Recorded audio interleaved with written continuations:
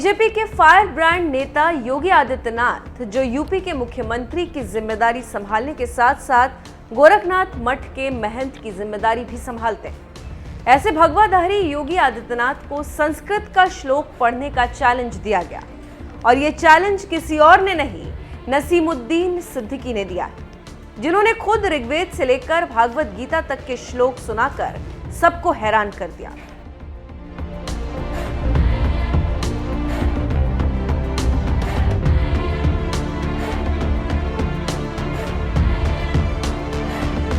कभी मायावती के सबसे भरोसेमंद नेता माने जाने वाले ये वही नसीमुद्दीन सिद्दीकी हैं, जिन्हें खुद मायावती ने अपनी सरकार में कैबिनेट मंत्री तक बनाया था। लेकिन साल 2017 का चुनाव आते आते मायावती ने उन्हें बीएसपी से ही निकाल दिया और आजकल वही नसीमुद्दीन सिद्दीकी कांग्रेस का हाथ थामकर सियासत करने में जुटे हुए हैं। और उन्होंने भी अपनी पार्टी के साथ महंगाई के मुद्दे पर बीजेपी के खिलाफ जमकर विरोध प्रदर्शन किया।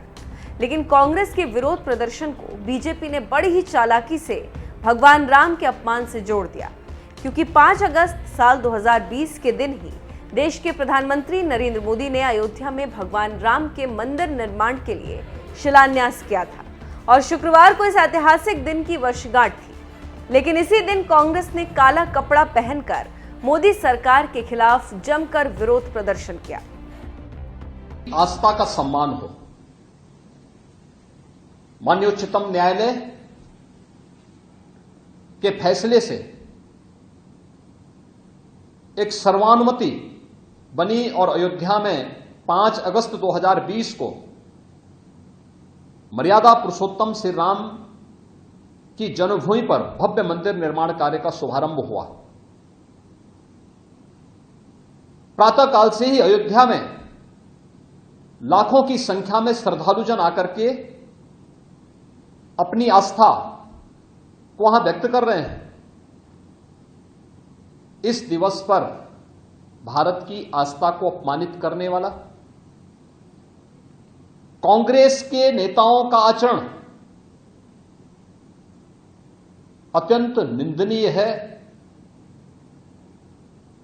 कांग्रेस पार्टी कई दिनों से आंदोलन कर रही है, अपने सामान्य कपड़ों में कर रही थी। सहमति असहमति हो सकती थी, लेकिन 5 अगस्त की तिथि को श्री राम जन्मभूमि मंदिर निर्माण कार्य के शुभारंभ दिवस के दिन,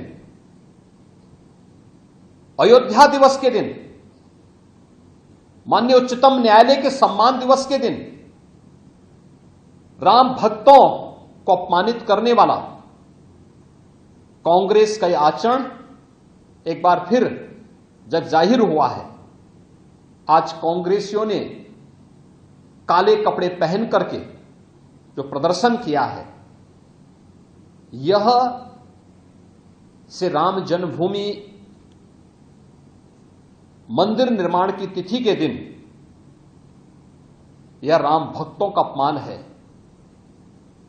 अयोध्या दिवस का अपमान है, भारत के लोकतंत्र का अपमान है, भारत की न्यायपालिका के सम्मान का अपमान है। कांग्रेस के इस कृत्य की हम निंदा करते हैं और कांग्रेस पार्टी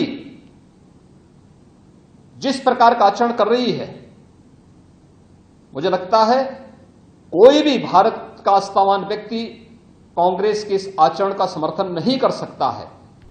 बीजेपी ने कांग्रेस के विरोध प्रदर्शन को भगवान राम के अपमान से जोड़ दिया तो कांग्रेस के प्रांतीय मीडिया प्रभारी और पूर्व कैबिनेट मंत्री नसीमुद्दीन सिद्दीकी बुरी तरह से भड़क गए और फिर ऋग्वेद, भागवत गीता से लेकर रामचरितमानस का ऐसा श्लोक सुनाया कि हर कोई दंग रह गया। इतना ही नहीं, श्लोक सुनाते सुनाते नसीमुद्दीन सिद्दीकी ने सीएम योगी को भी चैलेंज दे दिया कि एक बार वो बिना देखे पढ़कर सुना दे। तो हमारे हिंदू भाई क्या करते हैं? श्री गणेश करते हैं। श्री गणेश क्या है? गणेश वंदना। गणेश वंदना क्या है? गजाननम भूत गणाति सेवितम कपित जम्बू फलचारु बक्षणम उमा सुतम शोक विनाश कार्यक्रम नमामि विघ्नेश्वर पाद पथ। नहीं समझ में आया? एक बार आप मुख्यमंत्री जी से पढ़वा दीजिए कि बिना देखे वो पढ़ दें। कहां से बात कर रहे हैं? मैं सबकी इज्जत करता हूं, इसलिए मैं कह रहा हूं आगे आइए, सबसे महत्वपूर्ण ग्रंथ है ऋग्वेद। ऋग्वेद के 10वें मंडल के पुरुष सूत्र के 90 नंबर के श्लोक बता रहा हूँ, फिर रिकॉर्ड कीजिए इसको। ऋग्वेद के 10वें मंडल के पुरुष सूत्र के 90 नंबर का श्लोक बता रहा हूँ कि ब्राह्मण वत्समुखमासी बाहु राजन्या कृता तदुर्वैश पदाभ्याम शूद्रो आ जाएगी। श्रीमद् भागवत गीता आ जाएगी। भागवत गीता में आया कि दैवाधीनम जगत सर्व मंत्राधीनम चा देवता ते मंत्रा ब्रह्माधीनम तस्मात् ब्राह्मण देवता। कहां से बात कर रहे हैं? पारा से स्पष्ट हो जाएगी। अभीरा कुमला रुद्रा कवचा सुबह हो जाएगी भाई। अब रामचरित मानस में आ जाऊंगा तो भाई मेरे पूरी रामचरित मानस पढ़ूंगा, हमारी मीटिंग खत्म हो जाएगी। सीएम योगी को चैलेंज देने के बाद नसीमुद्दीन सिद्दीकी कुरान और हदीस की बात करने लगे और कहा कि मैं हज करके भी आया हूं। अगर किसी में दम है तो ये जो हिंदू मुस्लिम चल रहा है इसे भाईचारे में बदल कर दिखाए, हिंदुस्तान को मजबूत करें। हिंदुओं, मुसलमानों, सिख और ईसाइयों ने सबने मिलकर इस देश को आजाद कराया है। मैं कुरान और हदीस को मैंने पूरा मुताला किया, मैं हज करके आया हूँ, ये सर्टिफिकेट देने की जरूरत नहीं। लेकिन एक बात बता रहा हूँ, आपकी चेतावनी है योगी जी को कि उनको चेतावनी नहीं है, उनको नहीं आता। मैंने चेतावनी किसी को नहीं दिया, मैंने एक मिसाल दिया। मैं किसी को चेतावनी नहीं दे रहा हूँ। चेतावनी मैं अगर देता हूँ तो सिर्फ इस बात की देता हूँ कि अगर किसी में दम है तो सामने आए और आकर के हिंदू मुस्लिम जो आपने कहा चल रहा है, ये जाति भेदभाव जो चल रहा है, इसको भाईचारे में तब्दील करें, हिंदुस्तान को मजबूत करें। हिंदुओं ने, मुसलमानों ने, सिख ने, ईसाइयों ने, सब ने मिल करके इस देश को आजाद कराया। इस देश को गड्ढे पे न ले जाए जाति के नाम पे। मुझे कोई धार्मिक किताब हिंदुओं की दिखा दीजिए जिसमें हिंदू लिखा हो। आप बता सकते हैं किसमें लिखा हिंदू? हिंदू शब्द है कहाँ, आया कहाँ से? हिंदू कहीं हिंदू नहीं मिलेगा। और मुसलमानों की कोई किताब दिखा दीजिए जिसमें मुसलमान लिखा हो। इंसान है, इंसान है, और इंसान हिंदू मुसलमान सब है। सिख ईसाई जो भी इंसान है वो इंसान है। सीएम योगी जो खुद एक महंत हैं और आज भी मौका मिलते ही मठ मंदिरों में पूजा पाठ करना नहीं भूलते, ऐसे योगी को नसीमुद्दीन सिद्दीकी ने श्लोक पढ़ने की चुनौती दे दी। और अब सीएम योगी इस चुनौती का क्या जवाब देते हैं, ये तो फिलहाल देखने वाली बात होगी। वहीं नसीमुद्दीन सिद्दीकी के बारे में आपको बता दें, कभी मायावती के शासनकाल में एक कद्दावर मंत्री के रूप में उनकी जबरदस्त हनक थी। बसपा के नेता और कार्यकर्ता उनके हुक्म पर संगठन के कार्यों में जी जान से जुट जाते थे, लेकिन आज हालात बदल गए। यूपी विधानसभा चुनाव में यही नसीमुद्दीन सिद्दीकी कांग्रेस प्रत्याशियों के लिए गांव-गांव में घूमकर उनके लिए समर्थन जुटाने में लगे हुए थे, जो बता रहा है कि कभी बीएसपी कार्यकर्ताओं को हुक्म सुनाने वाले नसीमुद्दीन सिद्दीकी को आज कांग्रेस पार्टी के हाईकमान के हुक्म पर काम करना पड़ रहा है। बहरहाल कांग्रेस नेता नसीमुद्दीन सिद्दीकी ने जिस तरह से पहले धारा प्रवाह श्लोक सुनाया और फिर सीएम योगी को भी श्लोक सुनाने की चुनौती दे डाली, इस पर आपका क्या कहना है? अपनी राय में कमेंट कर जरूर बताएं। साथ ही कांग्रेस के विरोध प्रदर्शन पर सीएम योगी और गृह मंत्री अमित शाह ने क्या कुछ कहा, आइए आपको सुनाते हैं। मैं मानता हूं कि एक जिम्मेदार पार्टी के नाते कानून का सहयोग देना चाहिए था। ये सारा जो मामला है ये कहीं ना कहीं कोर्ट ने रजिस्टर की हुई एफआईआर के बेसिस पर चला है, मगर हर रोज वो प्रदर्शन करते हैं। जहां तक आज का सवाल जो आपने स्पेसिफिक मुझे पूछा है, मेरा स्पष्ट मानना है कि कांग्रेस ने इसमें हिडन तरीके से अपनी अपीसमेंट की पॉलिसी को आगे बढ़ाया है। आज ईडी ने किसी भी प्रकार का ना किसी को तलब किया है, ना पूछताछ की है, ना कोई रेड हुई है, कुछ नहीं हुआ है। और अचानक ही कांग्रेस ने आज ये कार्यक्रम दिया विरोध का। मैं तो समझ ही नहीं सकता विरोध का कार्यक्रम क्यों आज दिया गया है। और हर रोज जब विरोध के कार्यक्रम होते थे तो अपने अपने ड्रेस में होते थे। आज सभी के सभी लोग काले कपड़े पहनकर करें।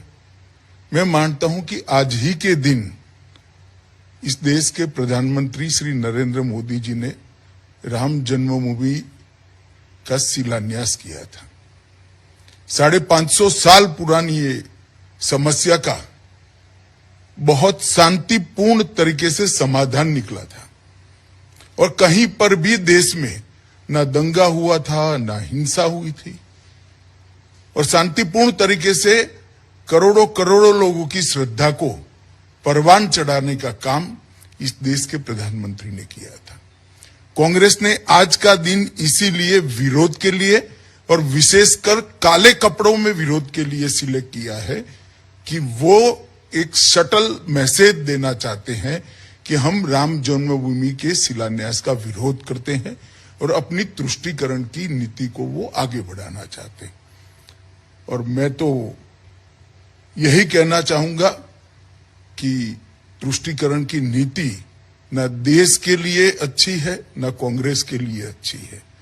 तुष्टीकरण की नीति के चलते ही आज कांग्रेस जिस स्थिति में है वो स्थिति में दिखाई पड़ रही है। और जहां तक ईडी का सवाल है, सभी ने देश के कानून की व्यवस्था का सम्मान करना चाहिए और सहयोग करना चाहिए। सैकड़ों वर्षों से हर भारतीय जनमानस को, आस्थावान भारतीय को इस दिवस का इंतजार था। श्री राम जन्मभूमि मंदिर निर्माण के कार्य का शुभारंभ दिवस, भारत के लोकतंत्र को सम्मान देने वाला दिवस, भारत की न्यायपालिका की ताकत को दुनिया के सामने एहसास कराने वाला दिवस, यानी भारत के उच्चतम न्यायालय के सम्मान का दिवस। सैकड़ों वर्षों से हर भारतीय की तमन्ना थी, हर आस्थावान भारतीय इस दिवस का इंतजार कर रहा था और उन सबके मन में एक ही भाव था कि भारत की आस्था का सम्मान हो। माननीय उच्चतम न्यायालय के फैसले से एक सर्वानुमति बनी और अयोध्या में 5 अगस्त 2020 को मर्यादा पुरुषोत्तम श्री राम की जन्मभूमि पर भव्य मंदिर निर्माण कार्य का शुभारंभ हुआ। प्रातःकाल से ही अयोध्या में लाखों की संख्या में श्रद्धालुजन आकर के अपनी आस्था को वहां व्यक्त कर रहे हैं। इस दिवस पर भारत की आस्था को अपमानित करने वाला कांग्रेस के नेताओं का आचरण अत्यंत निंदनीय है। कांग्रेस पार्टी कई दिनों से आंदोलन कर रही है, अपने सामान्य कपड़ों में कर रही थी। सहमति असहमति हो सकती थी, लेकिन 5 अगस्त की तिथि को श्री राम जन्मभूमि मंदिर निर्माण कार्य के शुभारंभ दिवस के दिन, अयोध्या दिवस के दिन, माननीय उच्चतम न्यायालय के सम्मान दिवस के दिन राम भक्तों को अपमानित करने वाला कांग्रेस का यह आचरण एक बार फिर जग जाहिर हुआ है। आज कांग्रेसियों ने काले कपड़े पहन करके जो प्रदर्शन किया है, यह श्री राम जन्मभूमि मंदिर निर्माण की तिथि के दिन यह राम भक्तों का अपमान है, अयोध्या दिवस का अपमान है, भारत के लोकतंत्र का अपमान है, भारत की न्यायपालिका के सम्मान का अपमान है। कांग्रेस के इस कृत्य की हम निंदा करते हैं और कांग्रेस पार्टी जिस प्रकार का आचरण कर रही है, मुझे लगता है कोई भी भारत का आस्थावान व्यक्ति कांग्रेस के इस आचरण का समर्थन नहीं कर सकता है। यह राम भक्तों का अपमान है। कांग्रेस पार्टी को अपने इस कृत्य के लिए देश की जनता से माफी मांगनी चाहिए। इस प्रकार के कृत्य को इस देश कतई स्वीकार नहीं कर सकता। कांग्रेस ने आज जो भी आचरण किया है, इसको कोई भी भारतीय स्वीकार नहीं कर सकता है।